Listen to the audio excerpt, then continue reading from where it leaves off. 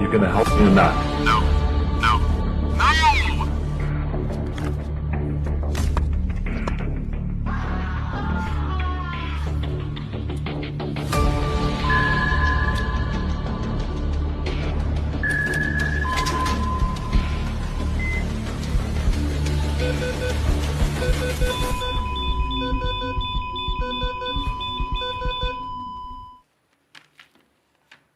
What's happening, Natcha?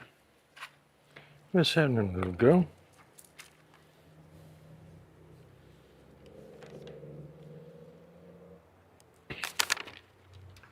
Lots of these cool little animations, little Lego animations coming out from Iran. Like almost one every day. And it's interesting. Here you've got this incredible situation unfolding. You've got Trump saying that there's peace talks happening and that Iran is giving him gifts and all sorts of things. They are negotiating, by the way, and they want to make a deal so badly, but they're afraid to say it because they figure they'll be killed by their own people. They're also afraid they'll be killed by us. They want to make a deal. The reason they want to make a deal is they have been just beat to shit. So the And yet, almost every day, you've got these little animation videos coming out that are being made by the Iranian government that are basically showing you in children's terms exactly what their attitude is towards Trump and the United States. The amount of disdain they have for the man and how they are simply not interested whatsoever in any type of ceasefire. You know, for all the stuff that Trump is saying, which is just nuts.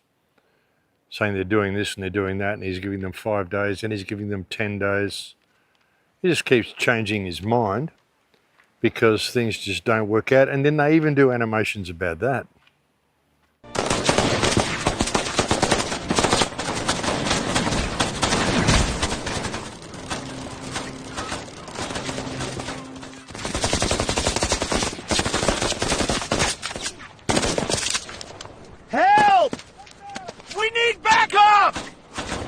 You can do it, baby! Okay, that's enough!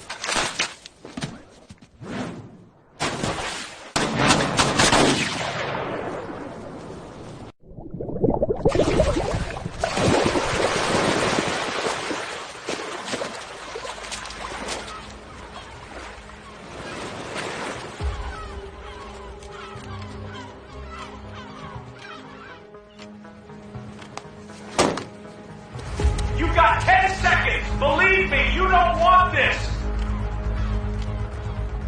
5 seconds. Very serious situation. 3. I'm ready. One last chance! You know what? Forget it. Let's do this the smart way. We talk. Okay. Let's make a deal. That's a good point. I'll take it. Best negotiation I had today.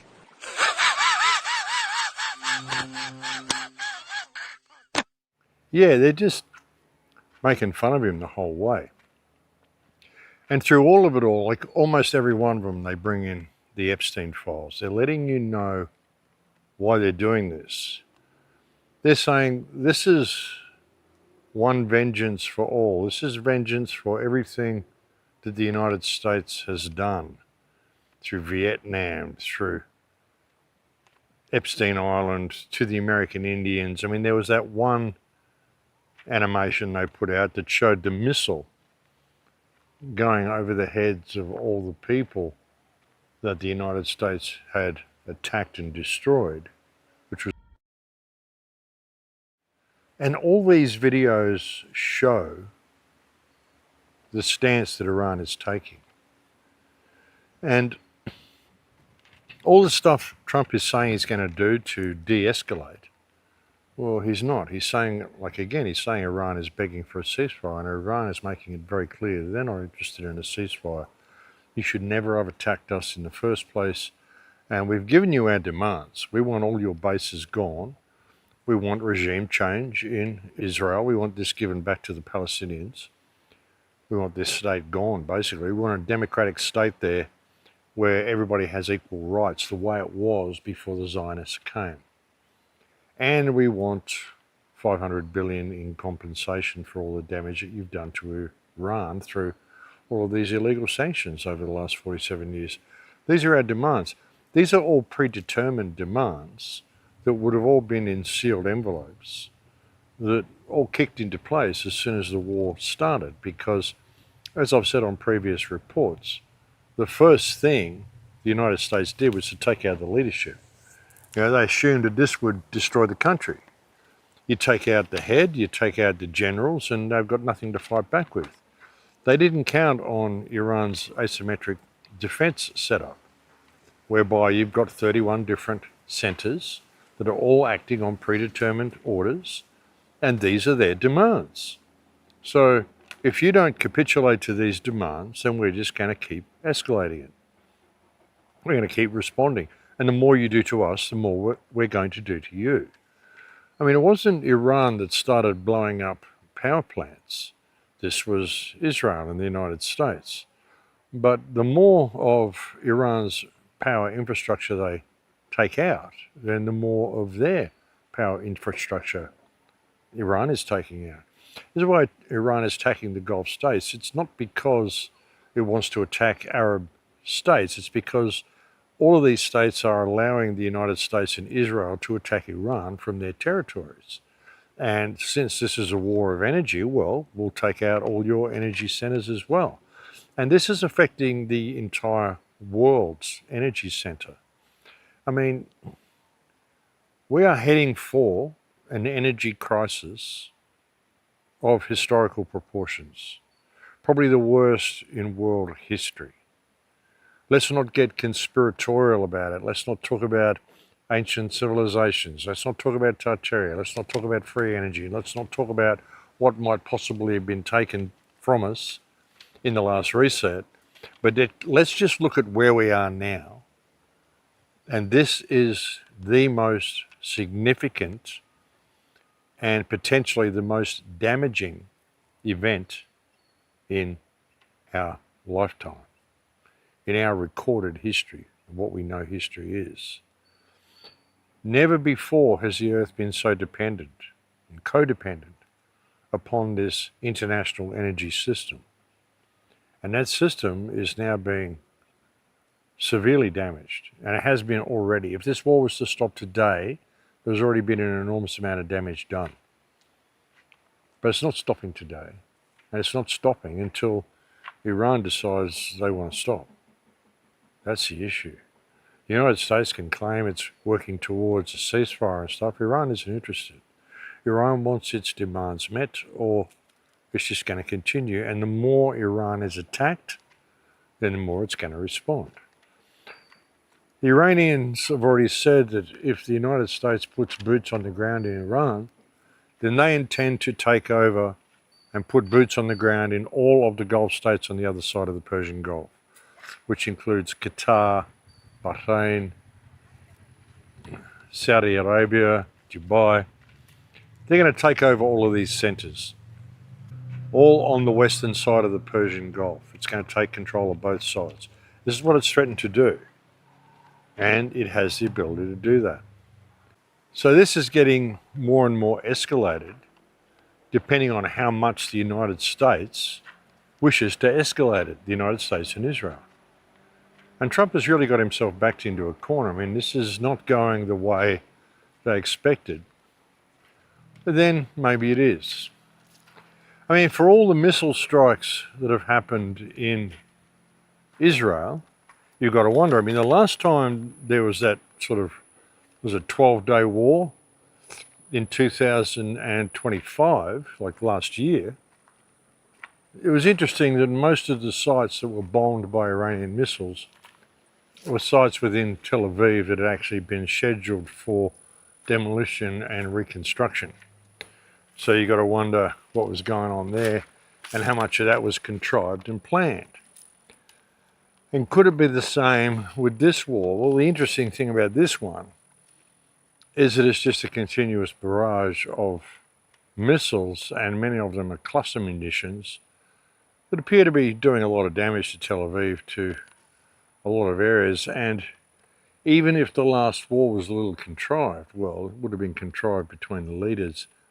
And at the start of this war, they backstabbed everyone by taking out the leaders, possibly not understanding that by doing so they were kicking in this asymmetric defense system. So, yeah, mosaic defense system, asymmetric and mosaic. Those two together, pretty crazy. And so if they put boots on the ground and then all of the Gulf states get invaded by Iranian troops, and they've got between 800,000 and 1 million troops, they say. There's also a video I saw where they said they were going to be actually allowing kids as young as 12 to sign up to do stuff for the military. Whether that's true or not, I don't know. But I did see a video to that effect. That could be true, and it could be just propaganda put out there to make you think that they don't have any military, that they got to conscript kids. It's not really conscription, I don't know. That's the hardest thing with all this sort of stuff, is the fog of war. I mean, nobody knows really what's going on over there at all. But there's a lot of indication that Tel Aviv is getting pretty hammered, and the Iranians just intend to keep going. They're up to their like 84 waves of missiles now, I think. Probably past that now by the time I post this video. Like pretty much every day they're sending waves of missiles over, and they're just not stopping.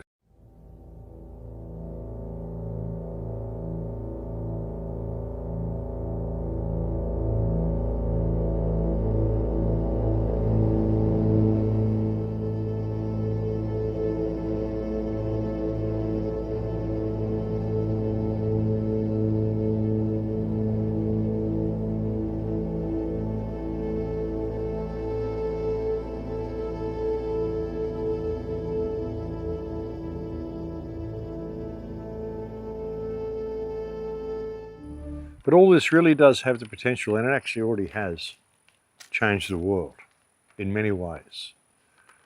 Like stopping the flow of energy, the way they have, stopping the flow of fertilizers and chemicals right at growing season. This isn't a mistake. You know, you're going to find that a lot of crops don't get planted this year because there's no fertilizer for the crops, and there's no fuel for the machinery you need to plant the crops, the tractors, the harvesters. All this stuff is mechanized now. It's not people that do it, it's all machines. And all these machines require fuel. They require refrigeration. There's so much involved, you know, international shipping, diesel, oil, gas. A lot of people who cook with gas. You're going to find that there's enormous gas shortages this year. The prices of gasoline and petrol in Australia, I mean, and everywhere, the price is going up rapidly, and it's going to continue to grow up as the shortages grow. The interesting thing is that all of our countries actually have plenty of spare oil. America has plenty of oil. Australia has plenty of oil. We've got oil wells capped up near Moree. We've got oil that we get from Bass Strait. I think we get pretty much all we need from Bass Strait. But the government doesn't tell you that. That's all in reserve. It's there for an emergency. Okay, well, what the fuck is this? You know? The thing is, this is a manufactured emergency. But another thing Iran has said, that if things get too tense and the West doesn't back down, then they have threatened to also cut the international cable, which carries about 90 to 95%, perhaps higher, of the world's data. And if they do this, this will effectively shut down the internet, because those cables actually run through the Straits of Hormuz, and all of the main data centers that power those cables through that area are all, guess where? In Bahrain and Dubai and Qatar, and all of the places that Iran is now threatening to take over when they put that ultimatum out to the US government and said, if you put boots on the ground, we will take over the entire Gulf. And you know, you're going to be putting boots on the ground. Think about it. I mean, the United States is going to be putting boots on the ground in highly mountainous terrain. They have no concept of what they're facing there. They believe they can just go and take over this island, everything's going to be good. Well, while you're doing that, then a lot of Iranian troops will go over and take over all of those coastal areas of Qatar and Bahrain, and they will take over all of the data flow and all of the oil flow, and possibly even cut the cable to the world's internet. You know, you really think they thought this through, folks, before they launched this invasion? As if things couldn't get worse, Iran just threatened to cut the cables that just so happen to carry 95% of the world's fucking internet. I'll give you a quick rundown. Under the Red Sea and the Persian Gulf, hundreds of fiber optic cables on the ocean floor carry more than 95% of all global internet traffic. This means your emails, video calls, and cloud services to financial transactions and streaming are dependent on these cables. Cables connect the major data centers built in the Gulf by companies including Amazon, Microsoft, and Google to billions of users worldwide. These cables are relatively easy to damage, whether by naval mines, anchors, or direct military action. According to Capacity Global, at least only 17 submarine cables run through the Red Sea alone. Like it says, the Strait of Hormuz is equally vital. Key cable systems including AAE-1, Falcon, Gulf Bridge International Cable System, and Tata TGN Gulf all pass through the region according to telegeography. I'm sure everybody's aware of who our surprising ally has become, and as you can read, India, among other countries, has particular reason to pay attention. The cable runs through landing stations in Oman, the UAE, Qatar, Bahrain, Kuwait, Iraq, Pakistan, India, and Saudi Arabia. India is also one of the largest consumers of internet traffic, with significant data flows connecting Indian users to servers in West Asia, Europe, and beyond. How ironic that this nation that our leaders clearly underestimated from the very beginning has all of a sudden gained so much control. Yeah, it's pretty crazy stuff, you know. And think about what all this could do, though, as well. I mean, when you look at the bigger picture, even if Iran isn't playing, even if Iran is just doing what they're doing and they fully believe they're just simply defending their country, well, look at the bigger picture. Look what they can do through all this. I mean, once all this is over, I mean, you're going to head for massive depopulation, of course. That's going to be great for them. They want their 500 million. You know, and they even had it there depicted on the Georgia Guidestones. I mean, we all saw that. They also want to have this whole electric system in place. They don't want people to be using gasoline cars and petrol-driven cars. Well, that's going to be very hard to phase out with people. But what if they completely destroy that industry through this war? So people have no choice. If you want to travel at all, then it's got to be electric vehicles. Also, Internet 2.0. They've always talked about doing this and bringing in a completely new form of internet where everything will be on the cloud and satellite driven. What if this is a good way to bring that into play as well? And also, you know, if the world was to go dark, if the internet was to simply shut down, well, we're going to lose all the information, that we have stored online. That includes all your banking information, all your crypto information, all the movies and films and podcasts and things that we've done, all this sort of stuff. Most of your photographs and anything digital that's stored online that you don't have a physical hard copy of is going to be lost. All they have to do is shut down the internet for that to happen. How would they shut down the internet? Well, they stage a war with Iran and have Iran cut the cable, and then it's all over. And then you've got to bring in Internet 2.0. But of course, you will need to have physical proof of whatever it was that you thought you owned online when you didn't own it anyway, because it was just all virtual. So, you know, at the end of all this, I mean, if that happens, then the whole world goes dark.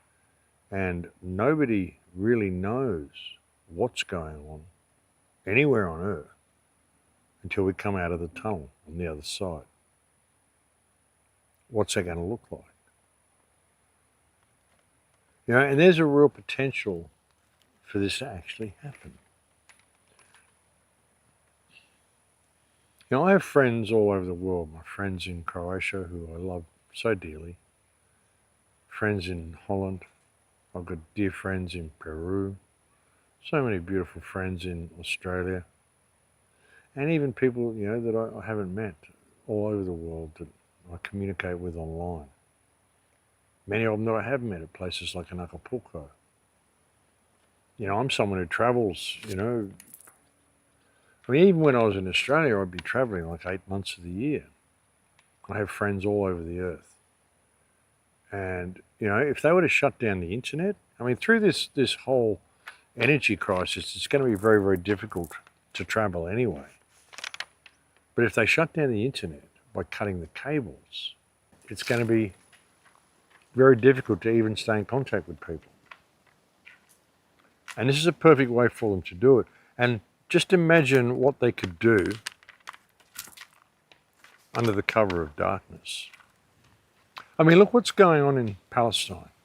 And as I've said so many times, folks, the way of Palestine will be the way of the world if we don't pay attention.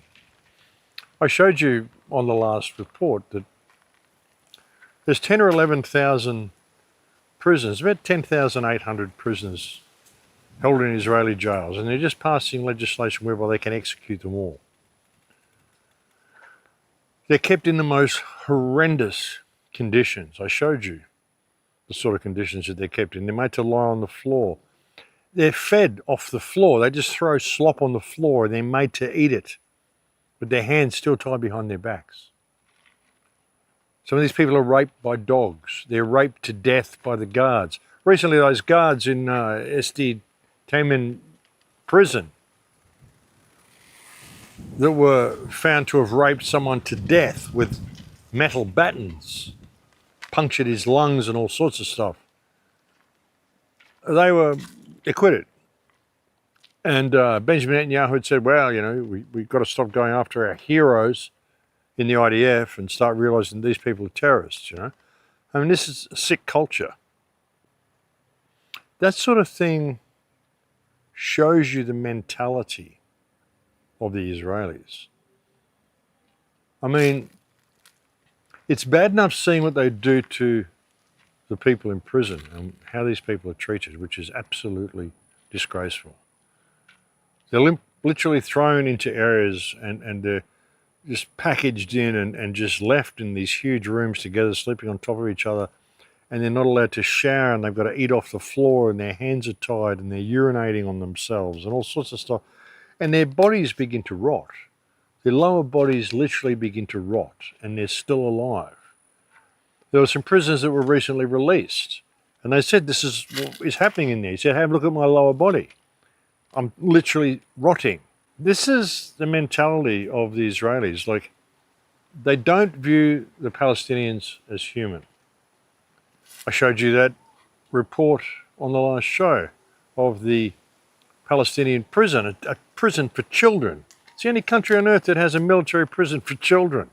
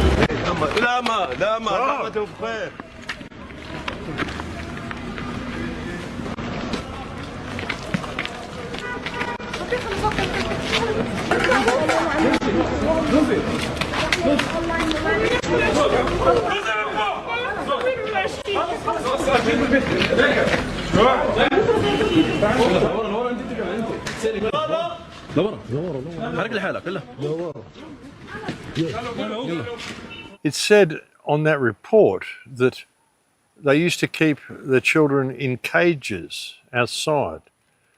They used to leave them overnight in cages outside the building. And there's a lot of videos which show Palestinian children in cages.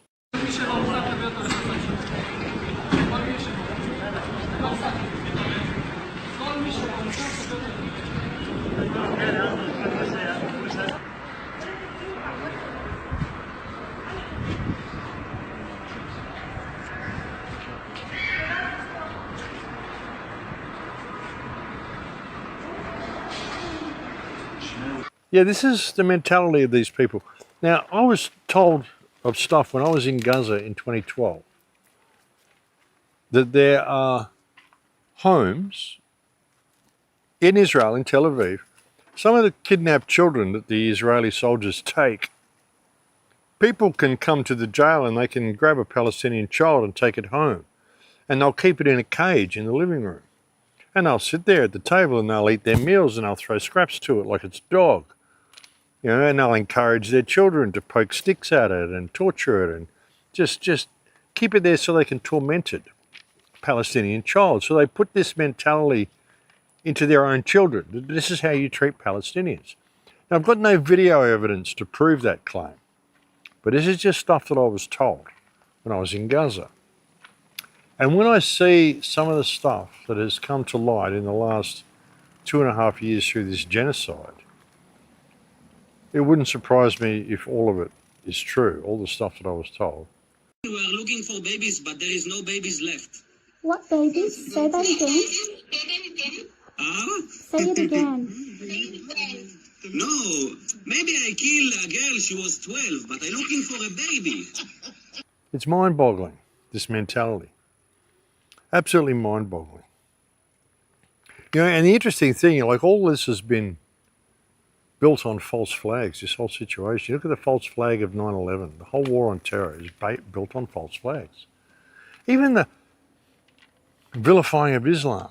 I've gone through it before, how King Faisal was overthrown. They put in the Saudi family, and then they put in Wahhabism and created this extremist version of Islam, which was all sponsored by Israel to do that, to make everyone hate Islam so they could create this whole war on terror. All false flags. The false flag of the Levant affair, how they vilified Gaddafi so they could destroy Libya. The false flag of 9/11. The false flag of September 11th led to the war on terror, which led to the destruction of Iraq and all of the bullshit that they did to Afghanistan. Moving on to the Arab Spring, which was all false flag colour revolution staged by the same people. And Syria. Look what they've done, these people. It's insane. All false flags. And then you get to October 7th, which was again staged by Israel. And now, this whole war with Iran, all the false flags through this. It turns out that the missiles that were told were fired on Diego Garcia were very likely fired from Israeli submarines, which wouldn't surprise me either. Now you look at the attacks against Dubai, attacks against Oman. These have been proven to have been carried out by Israel. You got the whole attack in Iran anyway is all based on false flag bullshit. The attack on the ambulances in London. Those 2 old ambulances, or 3 old ambulances or something. I mean 2 or 3. There are ambulances that were decommissioned. The company got 5 new ambulances to replace them.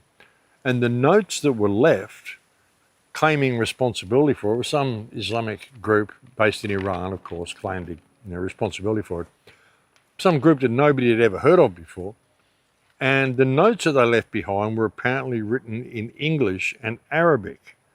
So it would appear that whoever staged the attack forgot that the Iranians actually speak Persian and not Arabic. But obviously, another false flag attack. And they're planning on another one, folks. As I mentioned on the last video, I got banned from X for commenting on Laura Loomer's post. I mean, she did a post and she said she's expecting a terror attack staged by Islamic extremists to be 10 times bigger than 9/11 and that it will be traced to right-wing podcasters. Anybody who's criticizing this illegal war. Later down the thread somewhere, she mentioned that there are two podcasters in particular, and I would suggest that she meant Candace Owens and Tucker Carlson. But essentially any right-wing podcaster, which is essentially anybody speaking out against this illegal and disgraceful war, which is destroying the world as we know it, and already has changed things in so many ways. So I'm fully expecting Israel to stage a major terror attack in the United States. There is, of course, the Citibank building, which was bought by Larry Silverstein in 2020. He bought the Citibank building in Los Angeles. There has been rumors circulating that apparently he recently had it insured against terror attacks. I don't know how true that is. There is a rumor that's circulating to that effect. I think that would be a little blatant, a little too obvious if he did that. But an interesting thing is that a lot of the attacks we've seen, like in Dubai and stuff, have been from Iranian drones, we're told. They could be US drones because the US actually got a drone, an Iranian drone, a few years ago, and they back engineered it. They were surprised at how advanced and how good this Iranian drone was. So they actually took it back and they back engineered it and they built drones themselves that looked the same. So they could conceivably use an American drone and say it's an Iranian drone. You wouldn't be able to tell the difference because the US stole the design from Iran, and they even admit that. As many of you know, and if you don't know, this was an original Iranian drone design. We captured it, pulled the guts out, sent it back to America, put a little Made America on it, brought it back here, and we're shooting it at the Iranians. So all of these drone attacks could be US attacks and US drones. There was recently 4 US military drones that were stolen from a place, I think Fort Campbell was the place. They put that out there, that there were 4 drones stolen. This hour, there is a $5,000 reward to figure out who stole several drones from Fort Campbell. The Army's Criminal Investigation Division shared photos of these 2 men. They illegally went into a building at the Army base last November and took 4 drones. They left in 2 different vehicles, a light-colored sedan and a dark-colored pickup truck. If you recognize either vehicle or the suspects, you should contact Fort Campbell. And so it's something that they could be thinking of using. And they have talked about a possible terror attack in California. So the Citibank building does come to mind, Lucky Larry and all that sort of stuff. It's not a big building. I can't see how that would be 10 times bigger than 9/11. But, you know, Los Angeles is a pretty big place. Maybe it won't just be that building. Could be anything. Who knows what they have planned. None of these dogs are, there they are. They're all good. They're doing their own thing. But yeah, so keep a lookout for that, folks. I haven't been able to post on X, and I won't be able to post back on X until next Tuesday, which is a bit of a shame, because it is a good way of getting information out to people. But there's so much going on. It's crazy. It's absolutely nuts.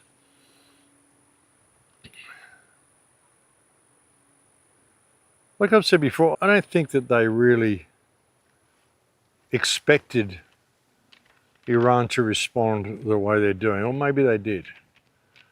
Maybe they thought it was going to be like controlled demolition of predetermined targets the way it was in the 12-day war last year. But then perhaps they should have thought of that before they took out the leader.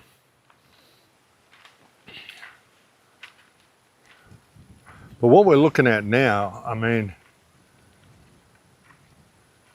like I said earlier, even if they were to stop the bombings and stop the war right now, we are heading for the worst energy crisis in our lifetime. Possibly the worst energy crisis in the known history of the world. Even if they were to stop it all now. But it doesn't appear to be stopping. It just keeps going on and on. I mean, the other day, Trump said that Iran gave him a present of 10 ships, 10 boats of oil, he said. It turns out that these were 8 boats of oil that were taken through by Pakistan, and Pakistan had illegally rerouted them to the United States. So they'd basically broken their deal with Iran. And so Iran is very, very upset about that. They sank, I believe, a ship in the Straits of Hormuz yesterday or the day before, I think yesterday. Might have been this morning, actually. They hit a ship with a missile.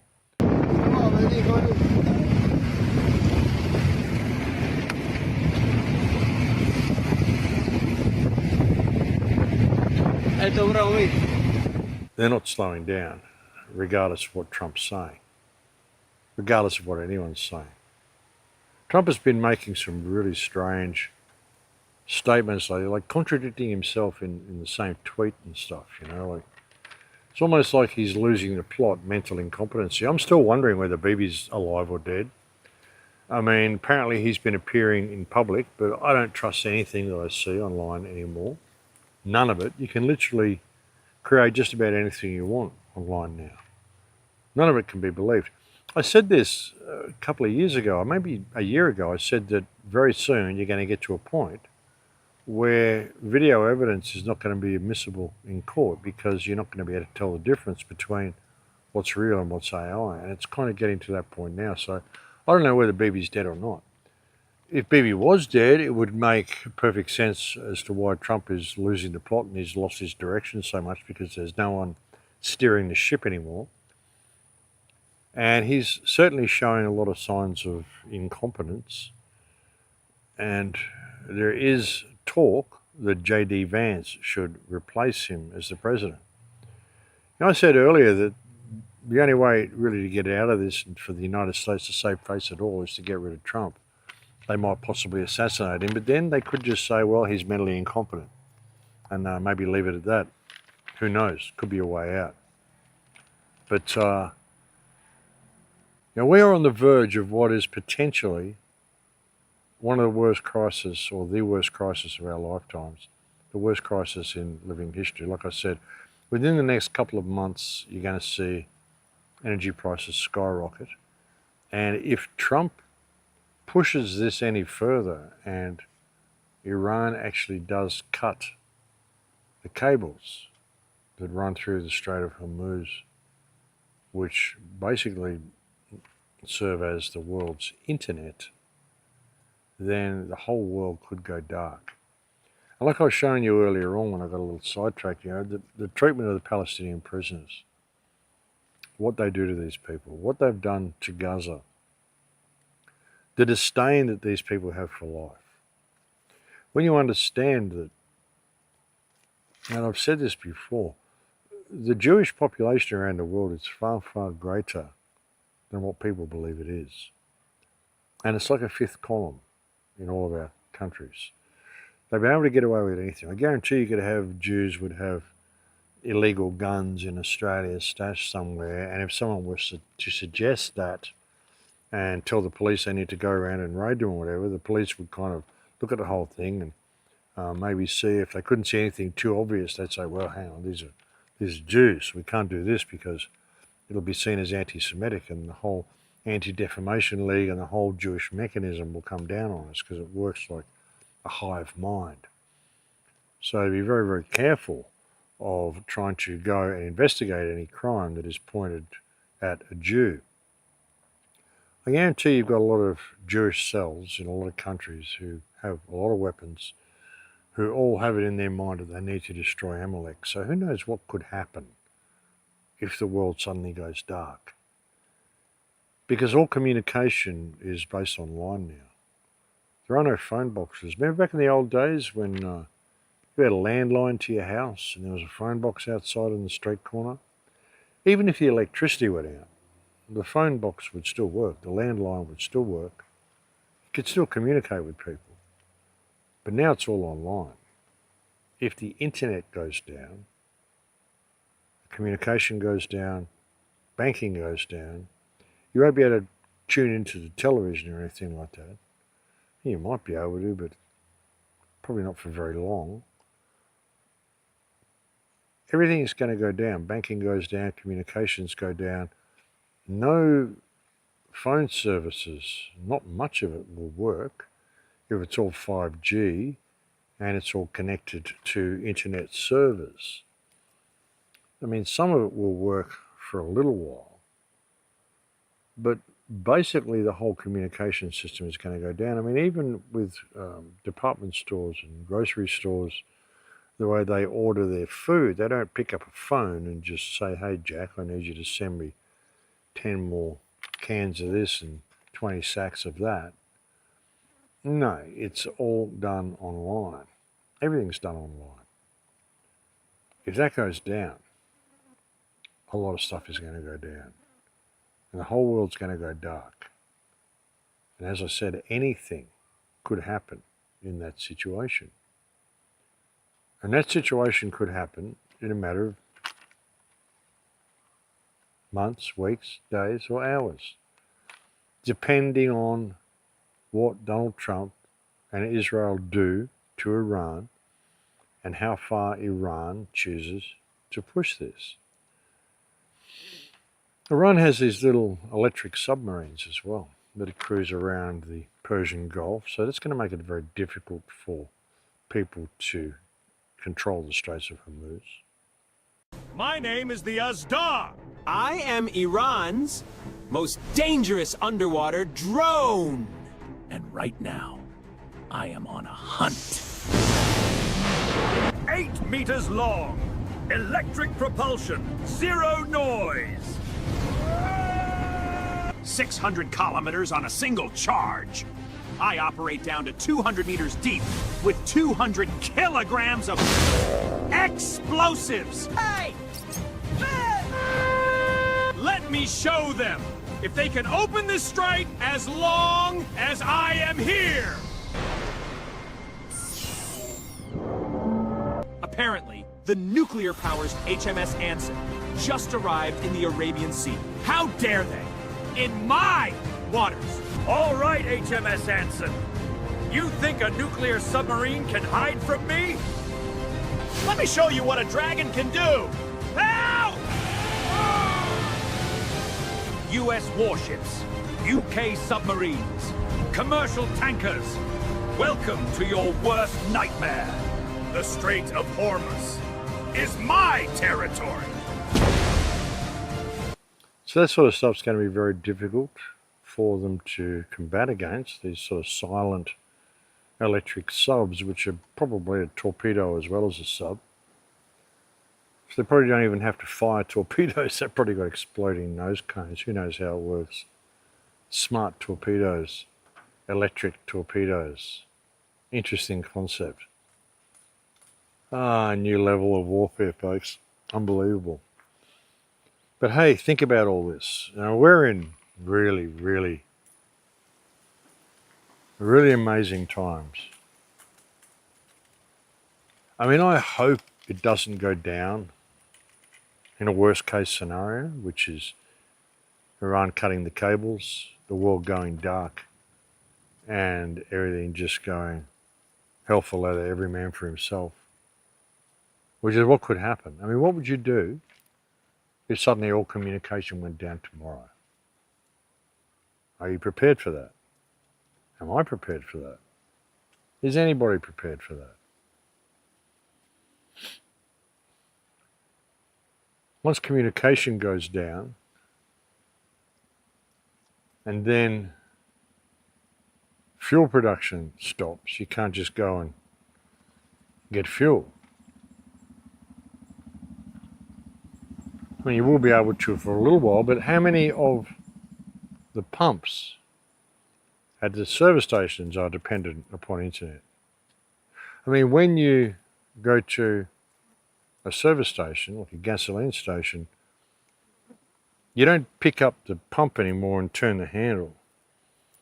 You pick it up and it sends an electrical signal to the office, and the office knows that someone's picked the nozzle up from the pump, and they switch the pump on from in the office. Is that done through a little internet connection, or is it done through some sort of local area network that they've got set up? Obviously it's done electrically, it's not done manually. How do you get gasoline out of the pump when the electrical system goes down? Why has everything been switched over to this electrical system when there is this obvious problem in doing something like that? Or is that why it's all been switched over? Because it is an obvious problem, it's a bottleneck, and it is the weak point that will turn the whole thing off. I mean, it doesn't function without electricity. Our societies, in general, modern societies, do not function at all without electricity. Only in the West, though. You find that there's a lot of places in the third world where they've still got manual pumps and they've got all sorts of stuff that they can use, just not in Western countries. It's all electrically based. So, yeah, we're in really, really interesting times, folks. And I hope that all this doesn't come to pass. I really hope that something happens to stop this war from going to what its natural conclusion will be if it's allowed to continue.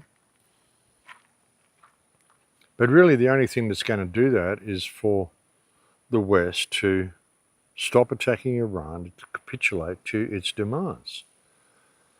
I mean, what's the point of continuing? America's lost all of its bases in the area. There are no functional US bases left in the Middle East. It's lost its grip over the petrodollar. Nothing's going back to the way it was. And the longer they stay there, all they're doing is endangering the entire world by leading us into what is not only the worst energy crisis in history, but shutting down all communication. It has the possibility to do that, which will shut down the world completely. And then what is their system worth after that? Yeah, sure, they might want to bring on Internet 2.0, but what's that going to look like? Who's going to do it? How are you going to communicate any of that if the internet doesn't exist anymore to be able to do that? And what is going to happen to the population of the world under the cover of this darkness? Interesting times ahead, folks. I hate to be the harbinger of bad tidings, but hey, it is what it is. I really hope people are prepared for what is possibly coming. I really do. But anyway, folks, I'm going to leave it there for now. Thank you for joining me on this report. I'll look forward to speaking to you again soon. Again, same thank yous. Thank you to anybody who's ever sent me a kind email or made a kind comment. Thank you to anybody who's ever made a contribution. Thank you to everybody who's out there on the front line speaking the truth and standing up against this system. It's crazy times, folks, but hey, it's what we expected. It's just crazy to see it all happening right now. Bizarre. You never really think this is going to happen in your lifetime, but hey, here we are. And all the stuff that we've talked about, the collapse of civilization, we are here witnessing this right now, possibly. Who knows, unless people stand up and fix it. And that's the thing, the only people who can stand up and fix it is the people. So, are we going to do that? Would be a good thing if we tried. I mean, I am. A lot of people are. Even speaking about it and making people aware of this stuff is helping. So, yeah. But anyway, what's this little dog doing? Natcha! Natcha, Vin! Car coming, darling. Natcha! Vin! Come on. I'd hate for her to get run over. She's such a little thing. Come on, Natcha. Natcha, Vin! Sweet. She comes running. She's such a sweet little dog. These are so cute, these little dogs, folks. Jeff's Chihuahuas. They're beautiful little animals. I've really grown to love Chihuahuas. I never thought I would. They're always sort of funny little dogs, you know? You think, these Chihuahuas, you know? So you used to think, they're like little rats. They're not really dogs, are they? But when you get to know them, they're the cutest little animals. They're so affectionate. They're just wonderful little animals. I don't know whether I mentioned it before. Hello. Hello, Natcha and Sol. Look at these little guys, folks. These little guys are so cool. Where are they? Sol. Hello, Sol. Hello, Sol. Hello, Sol. Natcha. Natcha. You gonna come and say hello too? Natcha. Where is she? She's over there somewhere. There she is. Natcha. What are you doing? Chewing on something. But they're the sweetest little animals. Well, I think I might have told you before that I was speaking to a Mexican lady once and she said that Chihuahuas aren't dogs. They're human-friendly gremlins and they have magical powers and can ward off evil spirits. I thought that was pretty cute. Natcha, you got magical powers, Natcha? Are you a human-friendly gremlin? Is that what you are? Natcha. Is that what you are? You look like you're a pretty human-friendly gremlin.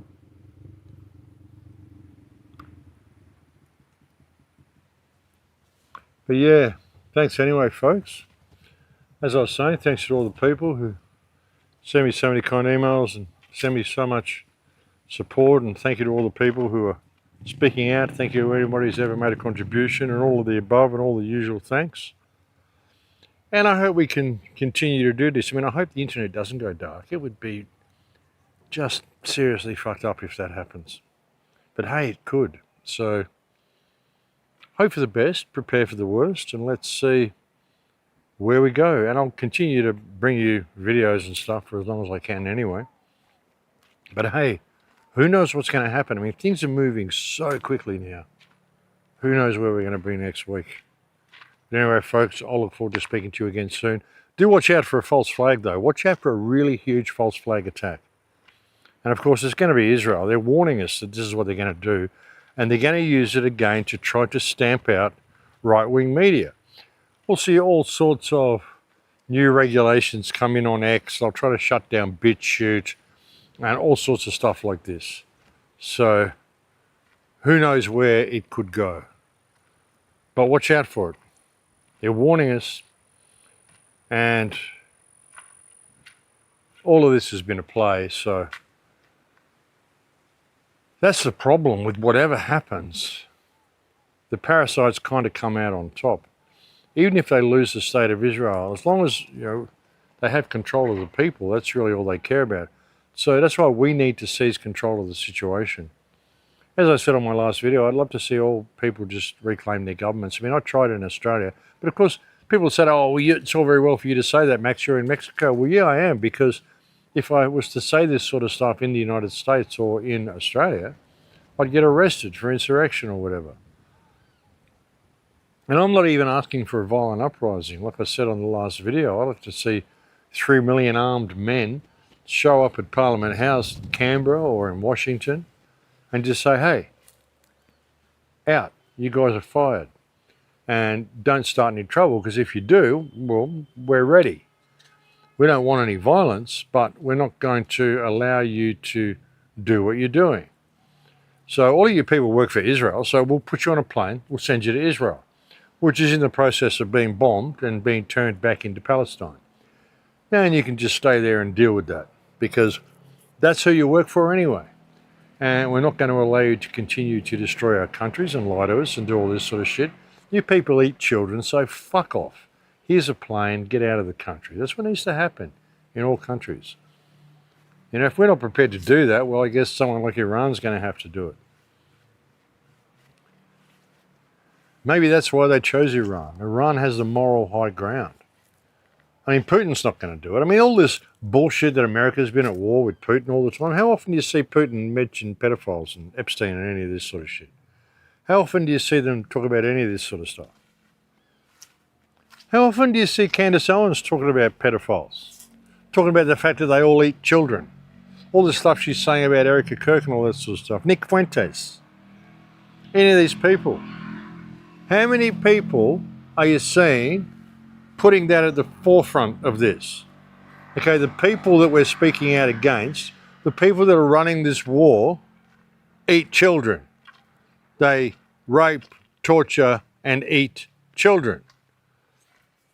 Frankly, the only people who are saying this and putting the whole Epstein situation at the forefront of what's happening is Iran. Iran and some of the stronger voices in the alternate media who are keeping it in focus that this is about pedivores protecting themselves. So I put out that video when they first attacked Iran and called Attack of the Baby Eaters, because that's what it is.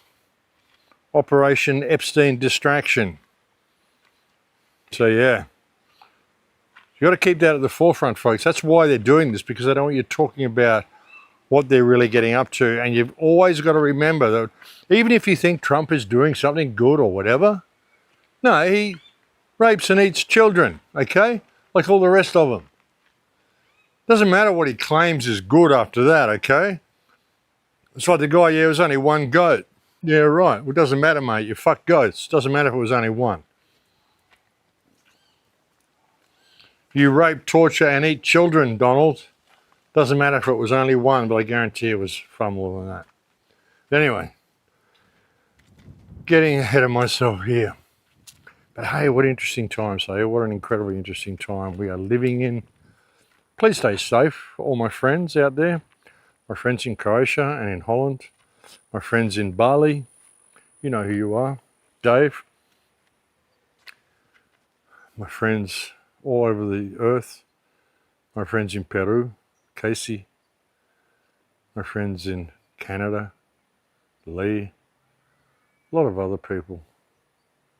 My dear friends in Holland. Mikey Mike. Maurice, Zoe,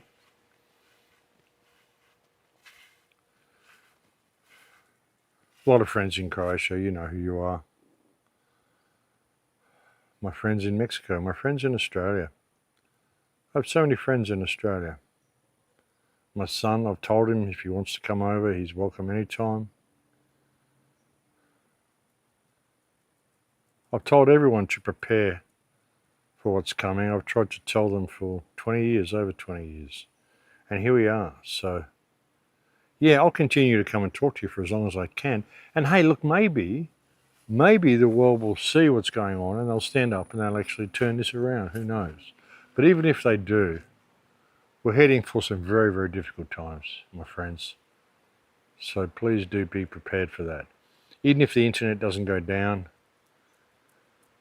well, yeah, they want to bring in their Internet 2.0 in there. I was seeing something on Jeff's last video, how they want to bring in digital pricing in stores. America's biggest retailers rolling out digital shelf price labels for all its stores by the end of the year.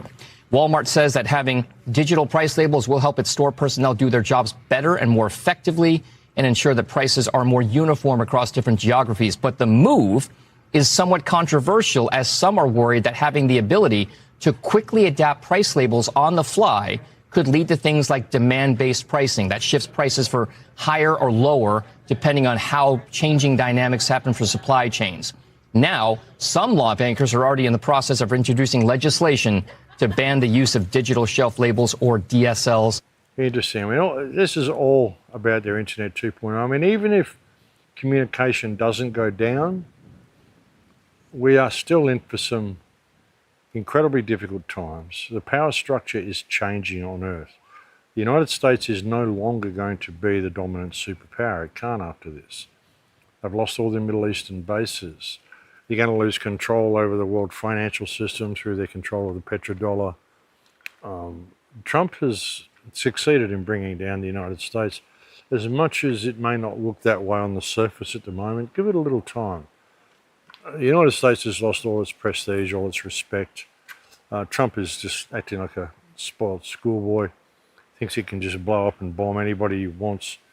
Stealing and profiting. Massive profits happening from all these decisions he's putting forth in the White House. I showed you on the last report, like people who made millions and millions of dollars on insider trading through his announcements of a ceasefire and all that sort of crap. All the oil that he stole from Venezuela, he didn't give that to the country, he stole it for himself. The airline that was given to him by Qatar, he kept that for himself. I mean, like, he's made so many shady deals, it's just ridiculous, folks. And he doesn't really care. The whole system is going down, and he's the one who did it, and he's going to be running away to the bank. If he does feign mental disorder at the end of it and is seen as incompetent and not responsible for his actions and just disappears from the scene because they lock him up in a nut house, wouldn't surprise me, because of course he won't be locked up in a nut house. He'll just go away to wherever it is they go, Valhalla, and enjoy his spoils. That's what they always do, folks. That's what they always do. Trying to get this camera happening. But anyway, I keep babbling, so yeah, I'll leave it there for now. Just prepare, folks. Prepare for what's coming. Maybe we'll change it, maybe we won't. But even if we do, we are heading for some incredibly challenging times. This is going to be 10 times worse than COVID ever was, just through their energy lockdowns. Of course, they're even using the same lines of 2 weeks to flatten the curve. 2 weeks to flatten the energy curve. Yeah, right. Anyway, folks, thank you to everybody who's ever been a support or sent a kind word. And I'll look forward to speaking to you again soon. Please take very good care until then, and do enjoy the show. In Lakesh.